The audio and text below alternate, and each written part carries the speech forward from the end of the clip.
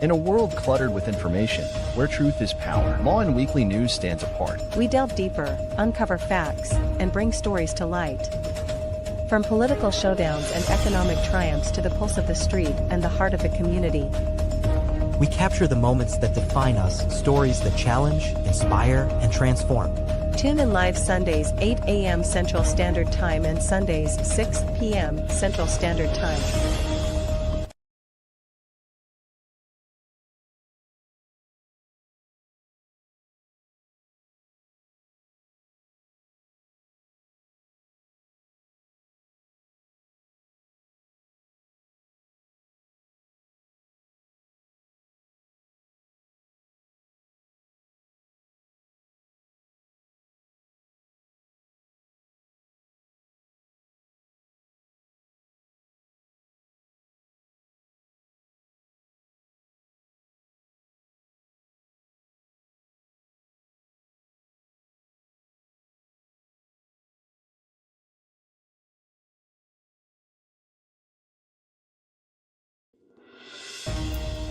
I am Nesca, and tonight we bring you the latest stories in the United States of America, especially in the state of Texas. So sit back, relax, and let Lawin Weekly News be your guide to the news that matters most. The Texas House of Representatives passed a bill that would prohibit minors under 18 from creating accounts on social media platforms, marking a major development in the state's digital regulation efforts. House Bill 186, filed by Representative Jared Patterson, passed with a 116-25 vote. The legislation requires social media companies to verify the age of users through commercially reasonable methods. It also gives parents the right to request a deletion of their children's accounts. The legislation prohibits anyone under 18 from creating or maintaining an account on platforms that generate revenue from user data and allow public interaction. Under the bill, social media companies must comply with the law by April 2026. If enacted, the legislation would make Texas the first state in the U.S. to implement a full ban on social media account creation by minors. The Texas House of Representatives is scheduled to vote Wednesday on a proposal to clarify the state's abortion laws. The measure, which passed the Senate unanimously, outlines specific conditions under which doctors can perform abortions to save a patient's life. Texas currently enforces a near-total abortion ban, with exceptions only when the pregnant patient faces a life-threatening condition. The proposed legislation seeks to provide clearer guidance to medical professionals on when they can legally intervene without risking prosecution. If passed, the bill would align language across existing abortion statutes and reduce legal ambiguity for healthcare providers. Under current law, doctors who violate the ban face fines up to $100,000 and prison sentences of up to 99 years. The measure aims to ensure that physicians can perform necessary procedures without facing penalties. The Texas legislature has passed Senate Bill 482, which would make assaulting a utility worker a third-degree felony. The bill now awaits Governor Greg Abbott's signature to become law. Authored by State Senator Carol Alvarado, the bill aims to enhance legal protections for employees and agents of utility companies who face threats or violence while performing their duties, particularly during emergency situations. The legislation was introduced in response to incidents involving CenterPoint Energy workers in Houston who reported an increase in assaults and threats following Hurricane Beryl. The hurricane made landfall near Matagorda on July 8, 2024, causing widespread damage and leaving more than 2.5 million Texans without power. The Texas Senate passed the bill following reports of these incidents. The Texas House had earlier approved the measure, clearing the way for it to proceed to the governor's desk. If signed into law, the bill would classify assaults on utility workers as third-degree felonies, carrying a penalty of 2 to 10 years in prison. The Texas Senate passed Senate Bill 2617 on Tuesday, requiring public schools to use Before Christ, or BC, and Anno Domini, or AD, when expressing dates in instructional materials and teaching practices. The bill passed with a 22-9 vote. If enacted, the law would take effect in the 2026 to 2027 school year. The legislation mandates that school districts and open enrollment charter schools adopt policies requiring the use of BC and AD in student instruction. It also prohibits the purchase or selection of curriculum materials that express dates in a manner inconsistent with this policy. The bill now moves to the Texas House of Representatives for consideration.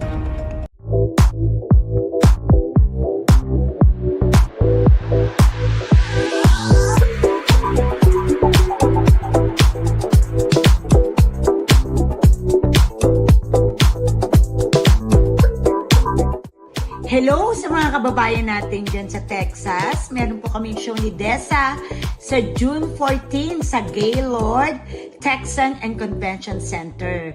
So dun po sa mga bibili ng tickets, lalagay ko po dyan sa ating caption.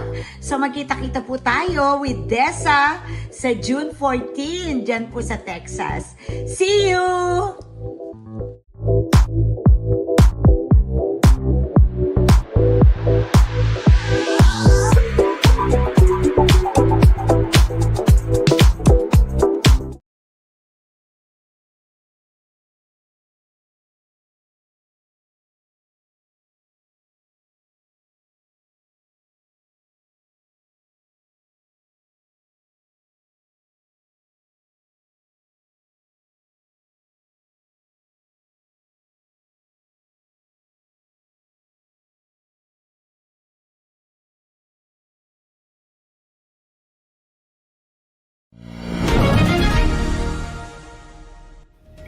City officials in San Marcos have issued a public warning about a phishing scam involving individuals impersonating municipal representatives to solicit money from residents. According to a city statement, the scam involves unknown individuals falsely claiming to be city officials and requesting funds. Authorities have urged residents to exercise caution and to verify the identity of anyone claiming to represent the city before responding to any financial request. Officials have not specified how many residents may have been targeted or affected. The city is currently working to address the issue and prevent further fraudulent activity. Residents who encounter suspicious communication are encouraged to report it to local law enforcement. The advisory is part of the city's broader effort to safeguard the community against financial fraud and maintain public trust. A video using artificial intelligence to depict one of the candidates in the Dallas City Council runoff has drawn scrutiny from election observers and local officials, prompting concerns about misinformation and campaign ethics. The video, described as a deep fake, surfaced online in the final stretch of the runoff campaign. It appears to show a candidate speaking and acting in a way that has not been independently verified. Both candidates in the race have denied involvement and condemned the use of AI-generated media in the election. Deepfakes use machine learning to create realistic but altered video or audio content. The Texas House recently passed House Bill 366, which would require political ads using AI-generated content to carry a disclaimer. If enacted, the bill would make it a criminal offense to distribute AI-modified campaign materials without disclosure. Fines could reach $4,000 per violation. The source of the Dallas video has not been publicly identified. The city secretary's office has not announced any investigation, but election officials have said they are aware of the situation. The runoff election is scheduled to proceed as planned. Local and state officials continue to monitor the use of emerging technologies in campaign activity.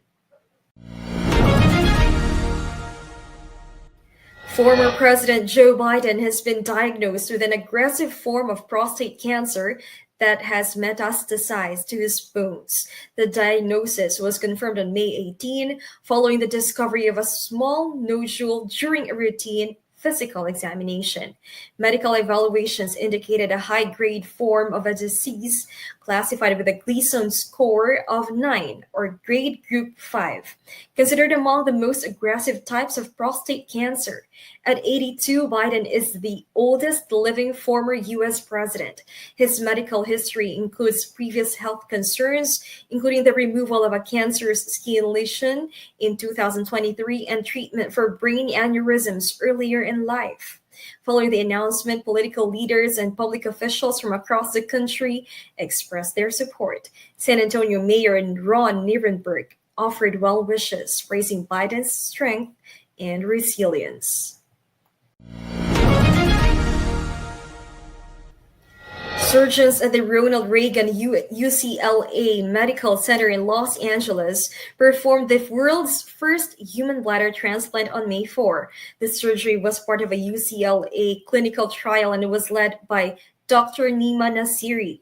The transplant was performed on Oscar Laringzar, a 41-year-old father of 4 who had lost most of his bladder due to tumor removal after cancer treatment several years ago.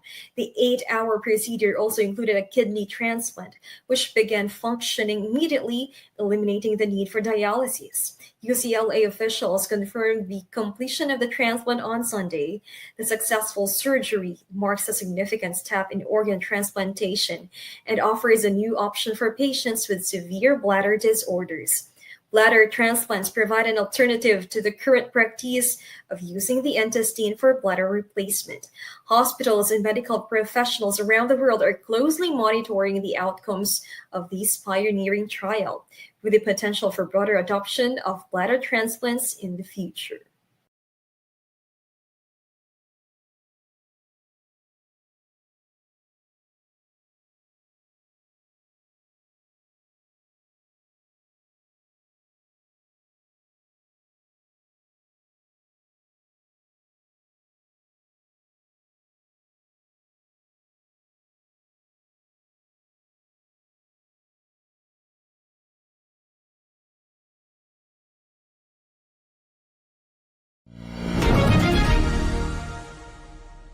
Harvard University filed a lawsuit on May 23rd, challenging the Trump administration's ban that prohibits the institution from enrolling international students under the F-1 visa program.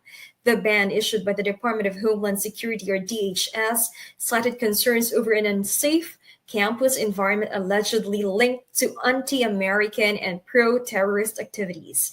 The ban affects more than 7,000 international students currently enrolled at Harvard. The university's complaint argues that the DHS decision violates constitutional rights, including the First Amendment and the Due Process Clause. Harvard claims that international students are essential to its educational mission and that the ban disrupts academic activities just like days before the school's graduation ceremonies. Harvard seeks to have the ban reversed and to block the administration from interfering with its enrollment of international students. University officials emphasize the importance of maintaining a diverse academic community and assert that the ban undermines the institution's core values.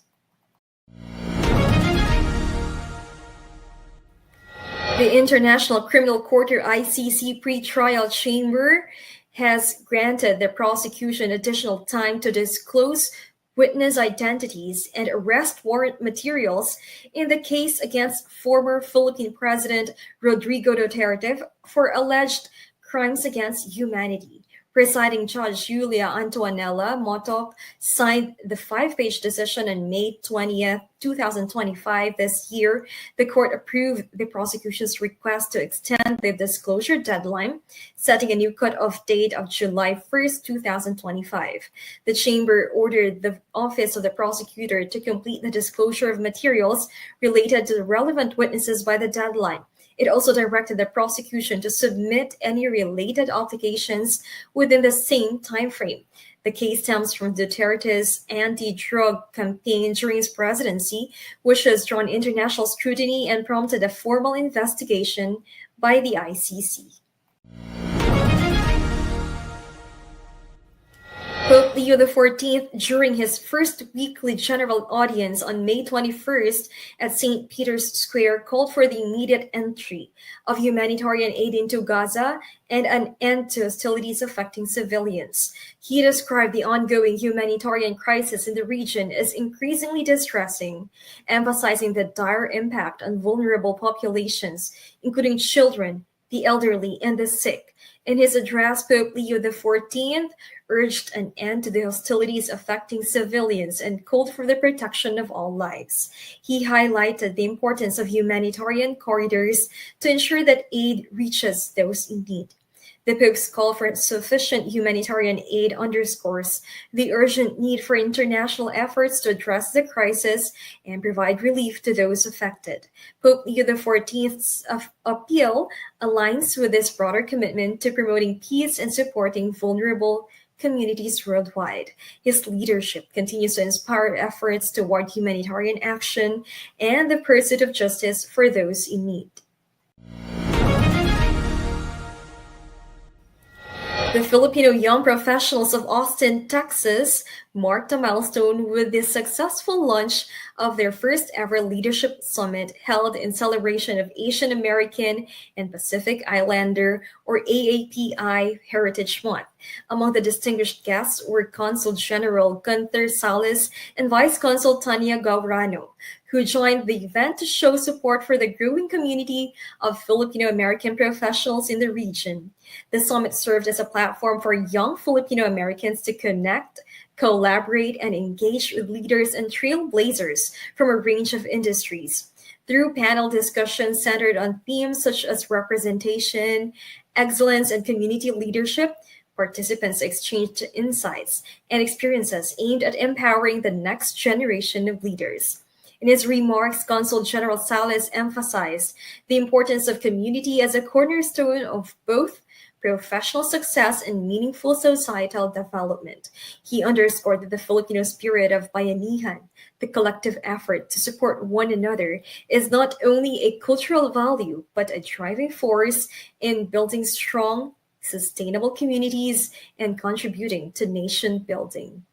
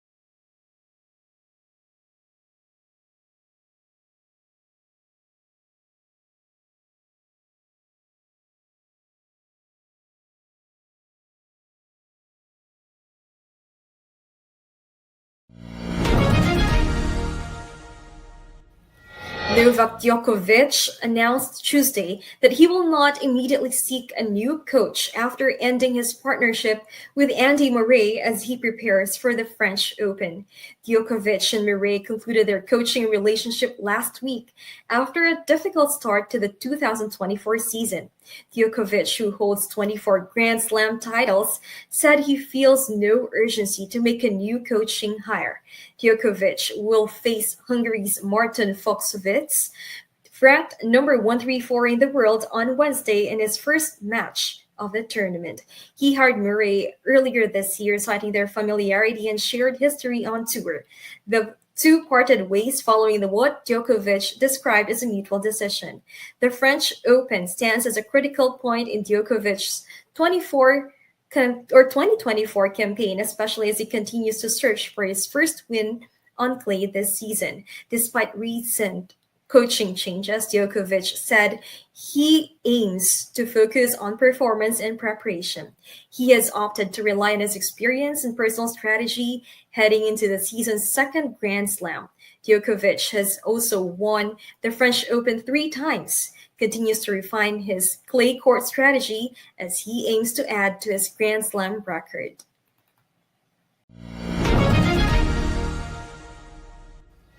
Ray Parks Jr. announced on Thursday that his return to Japan's B-League remains under negotiation. The statement came during the B-League Final Week Manila event held at Gateway Mall.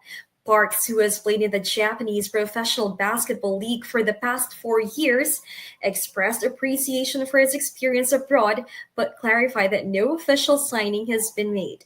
He added that his current focus is on personal matters, particularly family and wedding preparations, with his fiancée, YouTube personality Zainab Harake. The event also featured other Filipino B-League players, including Kiefer Ravina and Dwight Ramos, highlighting the growing presence of Filipino talent in international basketball. Park's future in the league remains a subject of interest among fans and observers, reflecting the broader visibility of Filipino athletes competing overseas. Justin Bieber faced criticism on social media after revealing in a now edited Instagram post that he once told his wife, Hailey Bieber, she would never be on the cover of Vogue. Justin originally included the statement in a congratulatory post celebrating Hailey's recent Vogue cover appearance. The post was later edited to remove the comment and replace it with emojis, though the celebratory message remained. Hailey, who has not publicly commented on the incident, recently appeared on the cover of Vogue, marking a notable achievement in her modeling career. The cover drew praise from fans and industry figures, though the post by her husband shifted focus toward their personal dynamic. Justin Bieber has not issued a public apology or further comment. The edited post remains visible with the original language removed.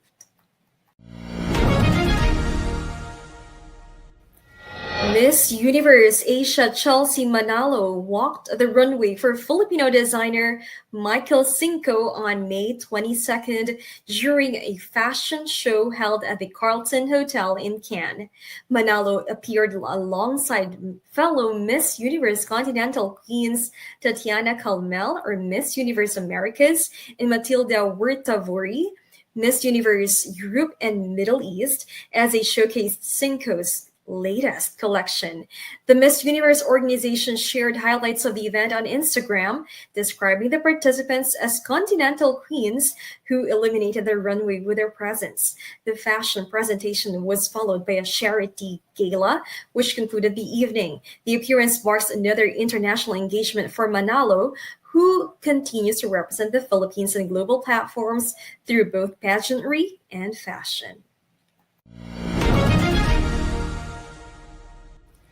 As we brace ourselves for the upcoming weather changes, let's dive into what you can expect day by day. Whether you're planning outdoor activities or just preparing for the week, we've got you covered with the most accurate forecast. Stay tuned with us as we take a closer look at the weather patterns that will impact our region. Remember, here at Lawin Weekly News, we bring you the clearest skies to the stormiest forecasts.